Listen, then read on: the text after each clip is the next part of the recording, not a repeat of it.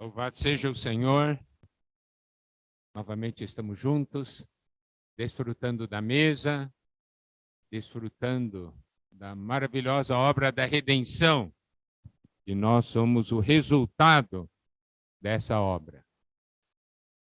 Hoje nós vamos ter comunhão sobre Mateus 13, principalmente abordando a parábola do semeador e aquela parábola e a palavra do joio. Mateus 13, versículos 1 a 9, diz o seguinte: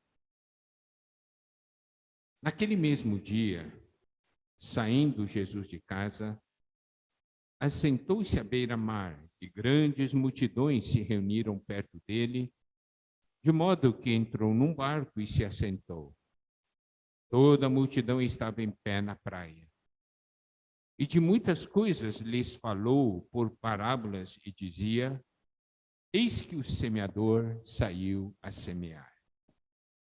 E ao semear, uma parte caiu à beira do caminho, e vindo as aves, a comeram. Outra parte caiu em solo rochoso, onde a terra era pouca, e logo nasceu, visto não ser profunda a terra.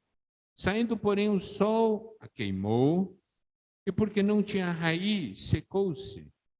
Outra caiu entre os espinhos, e os espinhos cresceram e a sufocaram. Outra, enfim, caiu em boa terra e deu fruto, a 100, a 60 e a 30 por um. Quem tem ouvidos para ouvir, ouça. Essa parábola do semeador é uma parábola muito conhecida, mas nós vamos abordar essa parábola e a parábola do joio sob um outro ângulo. O irmão Pedro, quando ele compartilhou essa porção, ele falou de uma maneira muito forte que essa parábola é uma parábola muito importante. Por quê? Porque é algo ligado ao reino. E que o reino não vem por meio de doutrinas. O reino não vem por meio de organização humana. O reino vem por meio da semente, que é a palavra de Deus. Porque o reino é algo de vida. O irmão Cid escolheu o hino, um hino que casa perfeitamente com o encargo de hoje, né? Essa palavra que o Senhor nos está falando é uma palavra que visa produzir e gerar o reino em nós. Essa é a visão que nós precisamos ter. Bom, vamos tocar essa parábola. Eu não vou ficar explicando os tipos de solo, aquelas coisas, porque isso nós já vimos demais. Eu quero enfatizar alguns princípios muito importantes nessa parábola do semeador. Primeiro, nós temos um semeador. Isso quer dizer, alguém que tem a semente e quer que essa semente produza algo. Não é alguém que pega semente e guarda em casa, diz, oh, que semente boa, semente bonita. A semente só tem valor se for colocada no chão. É ou não é, Luiz Carlos? Nós que temos lavoura, que plantamos, nós temos a semente, mas a semente é produzida, não é para ficar guardado em casa. A semente é produzida para ser semeada. Irmãos, parece simples, mas é profundo. Eu quero fazer uma pergunta. Você tem semente na sua mão? Tem semente na sua mão?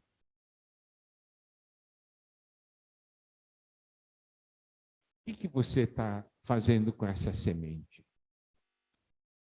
Bom, aqui nós vemos que o semeador saiu a semear. Isso está certo.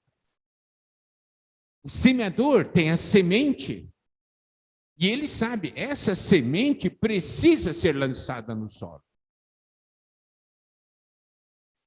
E então saiu para semear, porque a função da semente é produzir, é multiplicar. A função da semente é gerar vida. Não é verdade? Então, olha só, Marcos 4,14 diz assim: o semeador semeia a palavra.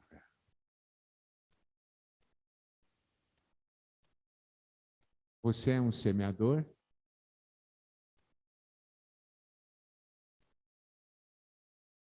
Um semeador semeia. Um semeador sai para semear. Lucas 8,11 diz o seguinte: este é o sentido da parábola. A semente é a palavra de Deus. Aleluia. Nós temos a palavra de Deus. Então nós temos semente. E essa semente precisa ser semeada. Agora, o que eu quero falar com os irmãos é o seguinte: na parábola do semeador, o semeador sai a semear e encontra tipos de solo diferentes. Correto? É a mesma semente. Então, o problema não está na semente. O problema está no tipo de solo que a semente encontra. Porque a semente em si tem vida. Agora, o semeador sabia que haveria diferentes tipos de solo?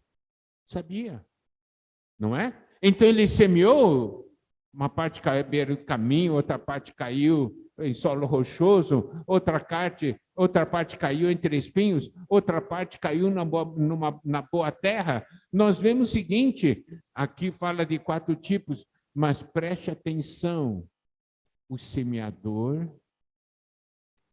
ele não ficou em casa, diz assim, tem solo rochoso, não vai dar nada, vai ter espinho também que não vai frutificar, vai ter a beira do caminho, também não vai dar nada, então eu vou ficar em casa, eu não vou semear.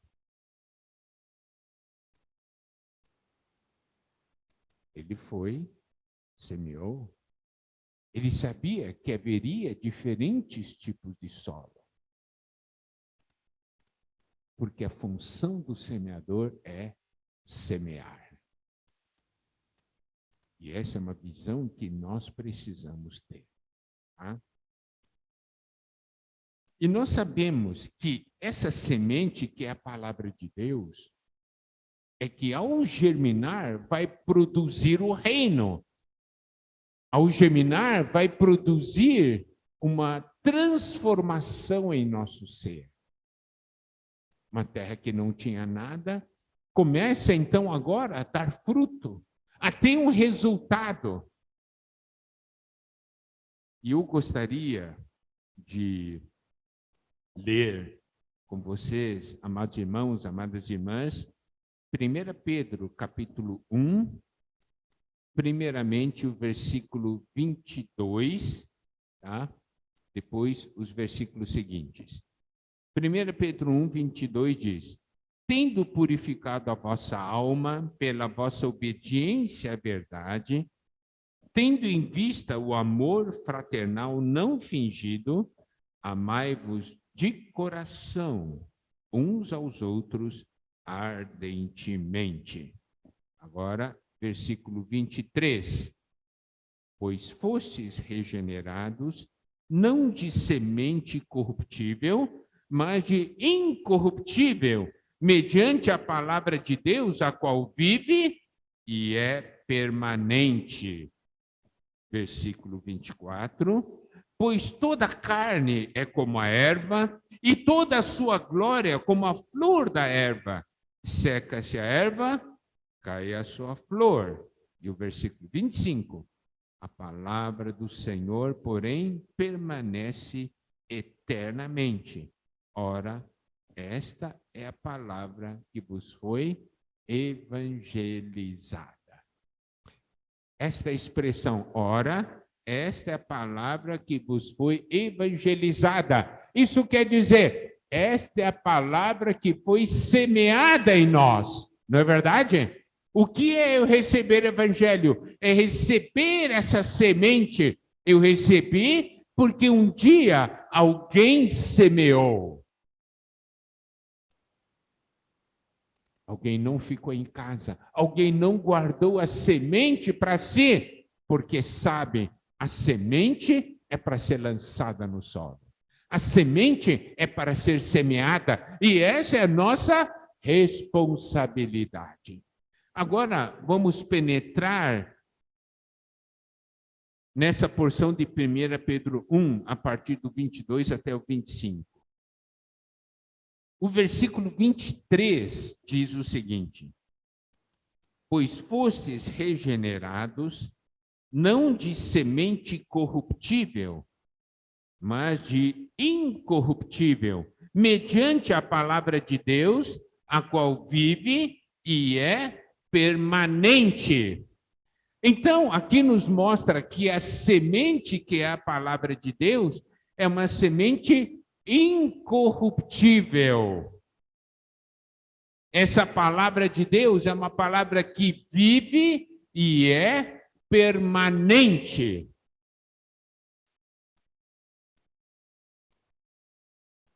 Mas preste atenção, aqui diz, fosse regenerados, nós ganhamos uma nova vida, porque essa semente foi semeada em nós. Essa é a semente que nos dá vida, e essa semente que gera em nós uma transformação. Olha só, o versículo 23 começa assim: pois fostes regenerados, não de semente corruptível, mas de incorruptível. Isso quer dizer que o versículo 23 está explicando algo que está no versículo 22. Então, vamos agora dar uma olhada no versículo 22. O versículo 22 diz o seguinte: tendo purificado a vossa alma pela vossa obediência à verdade, tendo em vista o amor fraternal não fingido, amai-vos de coração uns aos outros ardentemente. Nós vimos no versículo 25 que a palavra de Deus, essa semente foi evangelizada a nós, certo? E o que o evangelho produz? Hebreus 1, versículo 3, diz o seguinte, Hebreus 1, 3. Ele, que é o resplendor da glória e a expressão exata do seu ser, sustentando todas as coisas pela palavra do seu poder, depois de ter feito a purificação dos pecados, assentou-se à direita da majestade nas alturas. Então, primeiramente, nós precisamos ver que quando o evangelho nos alcança, nós aceitamos, algo ocorre em nós. Aqui fala da purificação dos nossos pecados, não é verdade? Nós temos nossos pecados perdoados, então essa é a visão que nós temos do evangelho, né? O evangelho chega alguém, dessa pessoa é purificada dos seus pecados. Isso quer dizer, daquilo que faz. Mas preste atenção, 1 Pedro 1, 22 diz, tendo purificado a vossa alma. Está vendo? O evangelho não purifica só pecado, purifica também nossa alma. E isso é algo que nós precisamos prestar atenção. O que é a purificação da nossa alma? é a santificação da nossa alma. Nós sabemos, nossa alma tem corpo, alma, a nossa alma tem mente, vontade e emoção. O homem tem 3 partes: corpo, alma e espírito, né? E a alma, mente, vontade e emoção.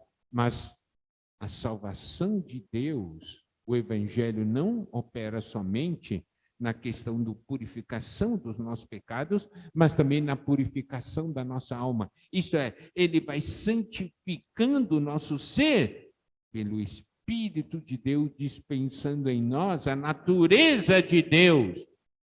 A purificação da alma é mais profundo que a purificação dos pecados, correto? Porque o pecado é o que nós fazemos. Agora, a nossa alma está ligada ao que nós somos.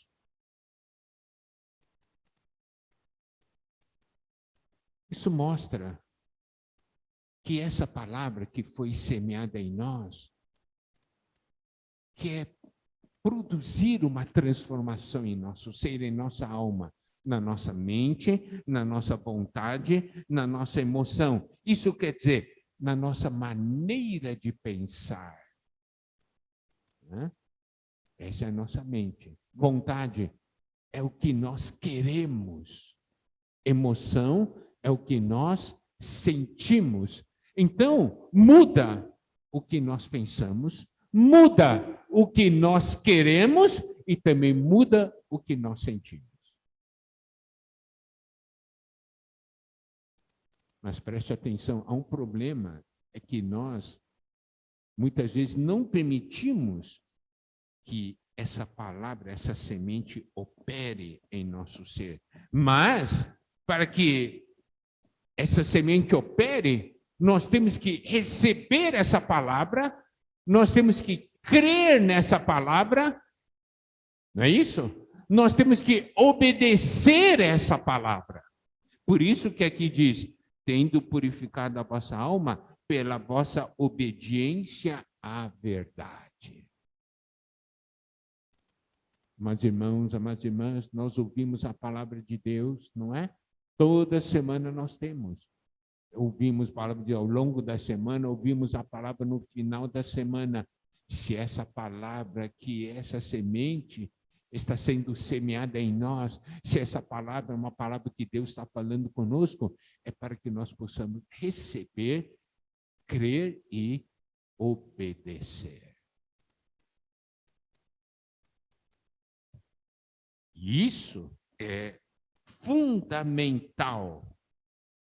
Por quê? Porque daí você pode ver, quando nós obedecemos, nós temos uma purificação da nossa alma. Quer dizer o que? Nossa alma é santificada, a natureza divina vai operando em nós, nós mudamos na maneira de pensar, a mudança naquilo que nós queremos, a mudança naquilo que nós sentimos.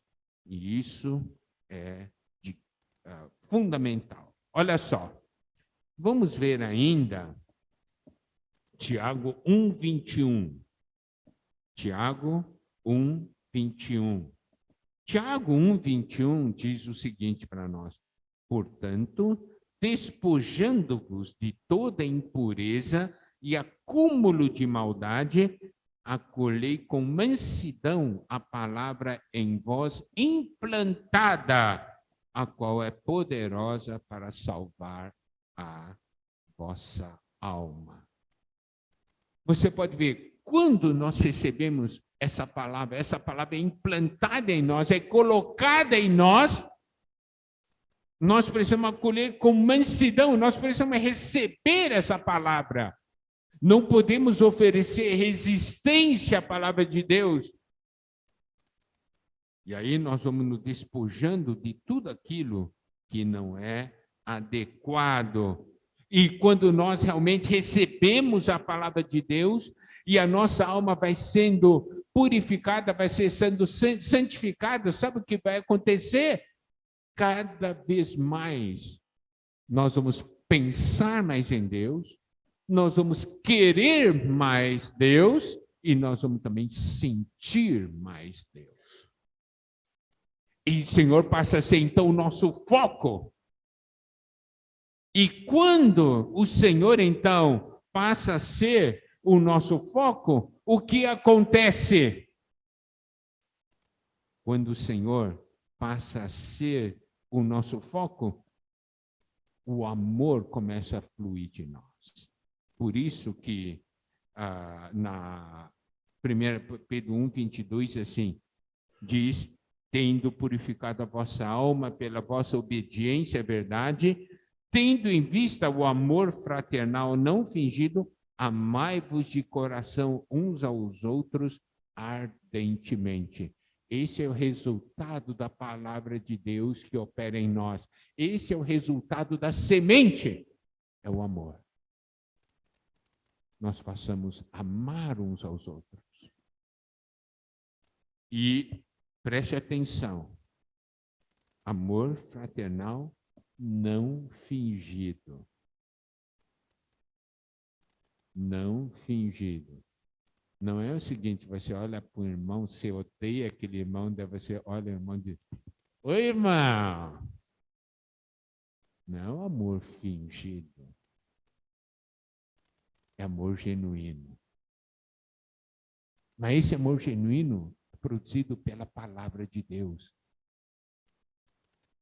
Por essa semente.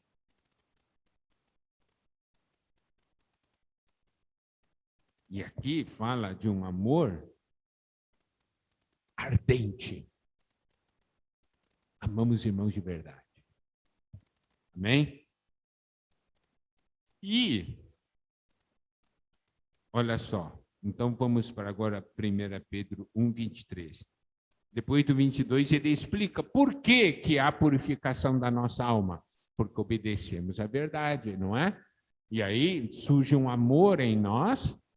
Mas isso por quê? Porque nós somos regenerados, ganhamos uma nova vida, não de semente corruptível, mas de incorruptível. Isso quer dizer, ganhamos a vida divina, mediante a palavra de Deus, a qual vive e é permanente. Uma semente carrega vida em si. E essa vida é a vida de Deus.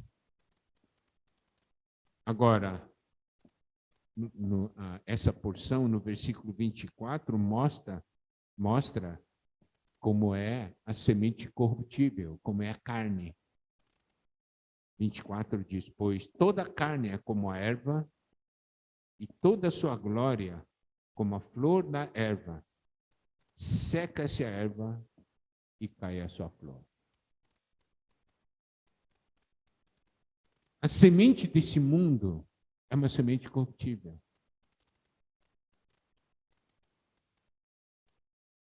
É como a erva, e a glória é como a flor da erva. Seca-se a erva, cai a sua flor. Mas o versículo 25 diz, a palavra do Senhor, porém, permanece eternamente. Ora, esta é a palavra que vos foi evangelizada. Isso mostra o quê? Que existe dois tipos de semente, como nós vimos nos versículos anteriores. Semente corruptível e uma semente incorruptível.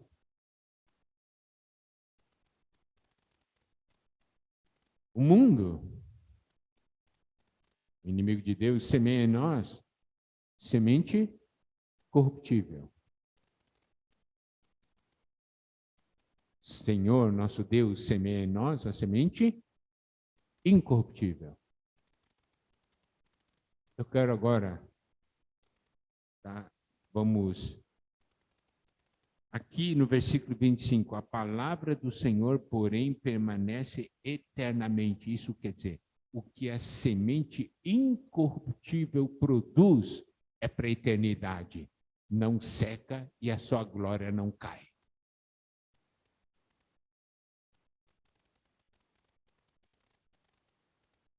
E você pode ver uma coisa.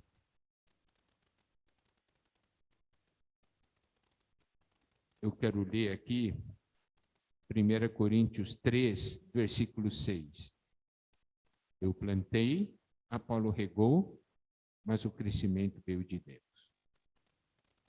E o versículo 9 diz: porque de Deus somos cooperadores, lavoura de Deus, edifício de Deus sois vós.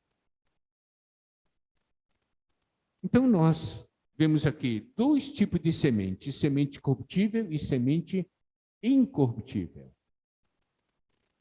Agora, por isso que nós vamos agora para a parábola do joio. Mateus 13, versículos 24 a 26. Outra parábola lhes propôs, dizendo: o reino dos céus é semelhante a um homem que semeou boa semente no seu campo. Mas enquanto os homens dormiam, veio o inimigo dele e semeou o joio no meio do trigo e retirou-se. E quando a erva cresceu e produziu fruto, apareceu também o joio. Agora, versículos 37 a 39. E ele respondeu: o que semeia boa semente é o filho do homem. O campo é o mundo, a boa semente são os filhos do reino. O joio são os filhos do maligno. O inimigo que o semeou é o diabo. A ceifa é a consumação do século, e os ceifeiros são os anjos. Tá. Nós vimos primeiramente a parábola do semeador. Essa semente incorruptível é a semente que a palavra de Deus é semeada em diferentes tipos de solo. Mas, na porção que vemos de 1 Pedro, nós vimos, tem semente corruptível e semente incorruptível. E aqui nós temos o joio e o trigo, tá certo? O joio e o trigo. Dois tipos de semente. Então, preste atenção. Na primeira parábola, é um tipo de semente. O problema está nos diferentes tipos de solo. Agora, na parábola do joio, é o mesmo solo, mas diferente tipo de semente. Está vendo? Esse é um outro lado. E aqui, essa parábola do joio nos mostra que o Senhor, ele é o Filho do Homem, ele semeia a boa semente. Mas aqui nos mostra que o diabo que semeou, o inimigo que semeou o joio é o diabo. Então aqui nos mostra que o diabo também semeia. O diabo também semeia. E aqueles que estão debaixo do poder do diabo, as hostes das trevas, eles também semeiam. Agora, nós temos o Senhor e os seus servos. E nós temos Satanás e seus servos. Os dois semeiam. Agora eu quero fazer a seguinte pergunta. Quem que semeia com mais dedicação? Os servos de Deus ou os servos do diabo? O que você acha? Quem que semeia com mais dedicação?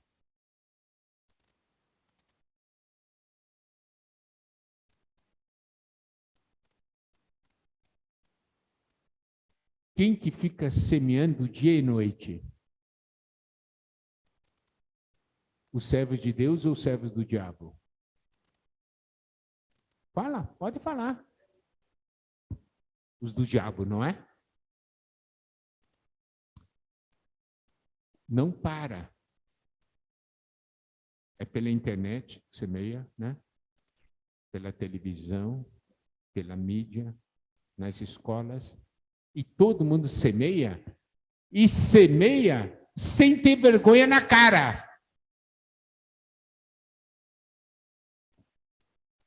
Agora, pede para um filho de Deus semear. Eu vou ter que semear mesmo? É verdade? É. Mas e se não aceitar? os servos do diabo pensam nisso?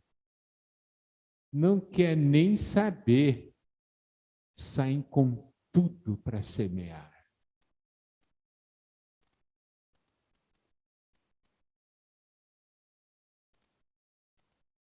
Saem com tudo para semear.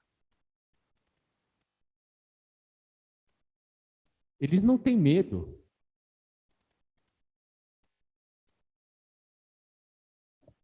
Eu me lembro, né, bem da biografia de um servo de Deus chamado Charles Studd. Ele estava na fronteira do Congo para entrar na África, no Congo para levar evangelho lá na África. E ele disse assim, ele escreveu uma carta, né, para os irmãos lá na Inglaterra. Ele disse, aqui está cheio de gente para entrar no Congo, para semear, para buscar dinheiro, fama, riqueza, poder. Ele disse, só eu estou aqui para levar a palavra de Deus. Ele disse, onde estão os outros?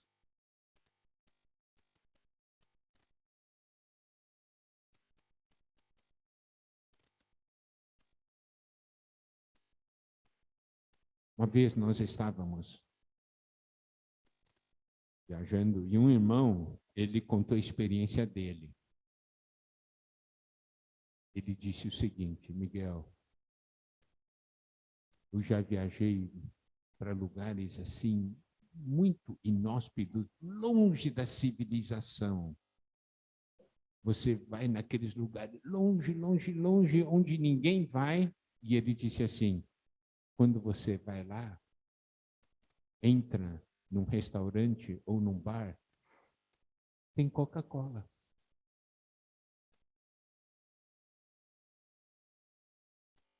Porque como é que Coca-Cola alcança tudo quanto é lugar e o Evangelho de Deus não alcança? Se alguém conseguiu levar Coca-Cola, quer dizer que é possível também levar o Evangelho. É possível também semear. Por que o pessoal não tem medo de levar Coca-Cola? E nós temos medo de levar Evangelho.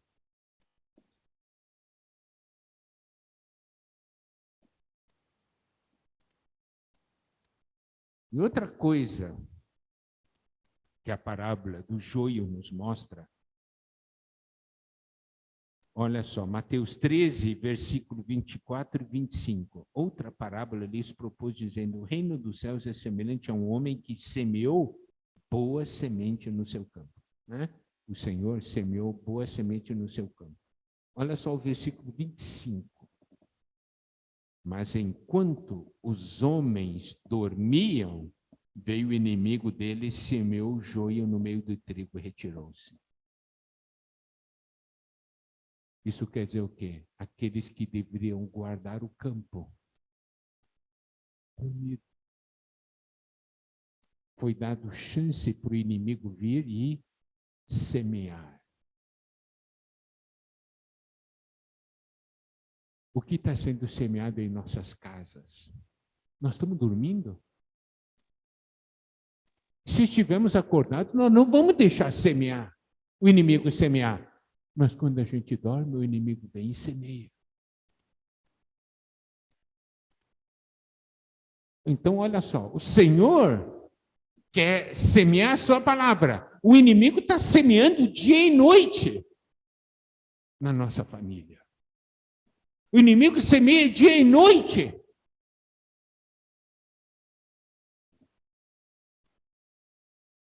E outra coisa,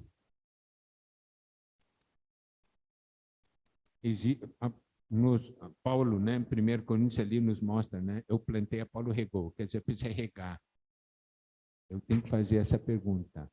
Você rega o que Deus plantou ou você rega o que Satanás plantou em você?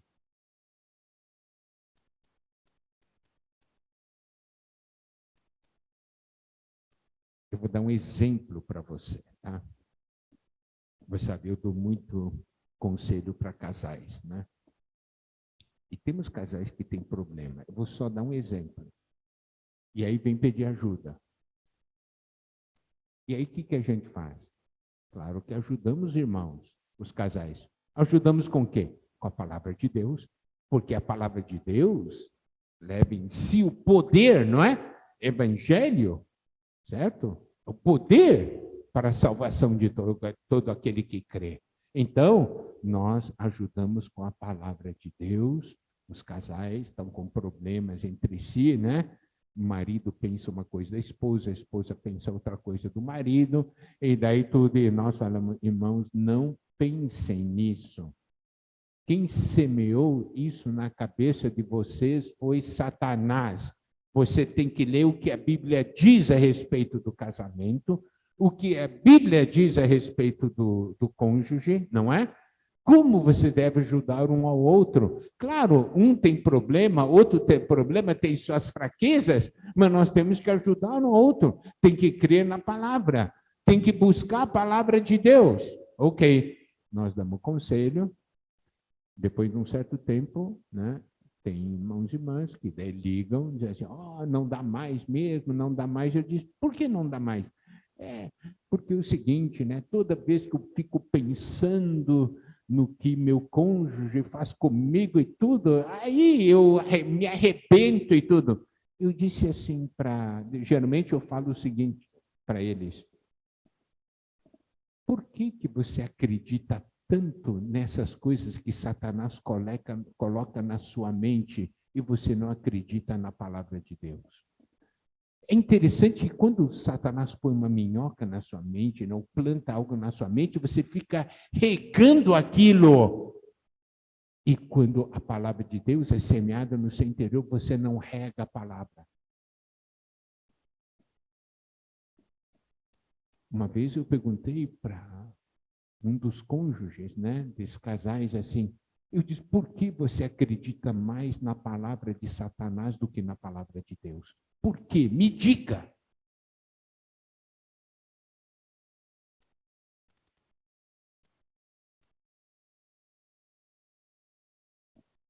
Então,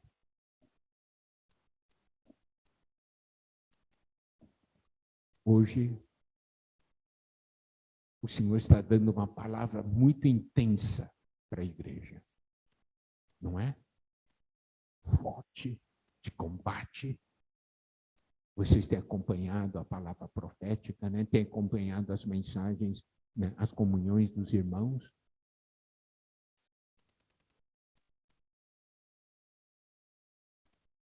Qual é que produz fruto na sua vida? A palavra de Deus ou a palavra do mundo? Você está vivendo de acordo com as palavras do mundo ou está vivendo de acordo com a palavra de Deus? Qual que influencia mais a sua vida, a minha vida?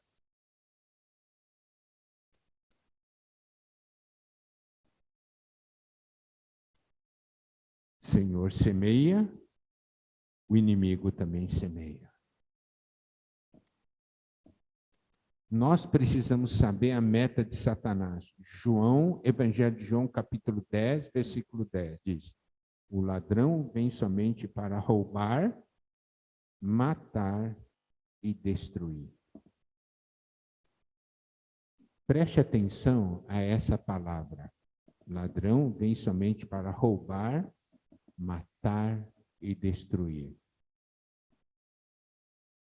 O inimigo de Deus, o diabo, quer o seu bem? Não. Ele vai falar muita mentira para você, correto? E ele vem roubar.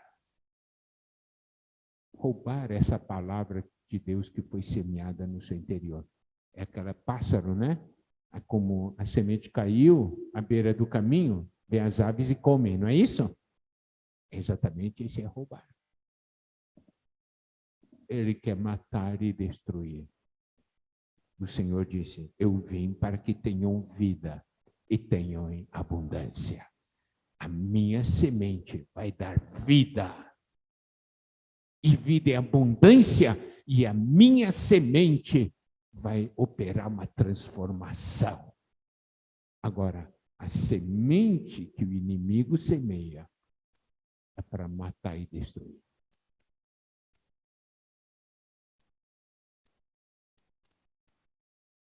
Hoje estamos vivendo os tempos finais.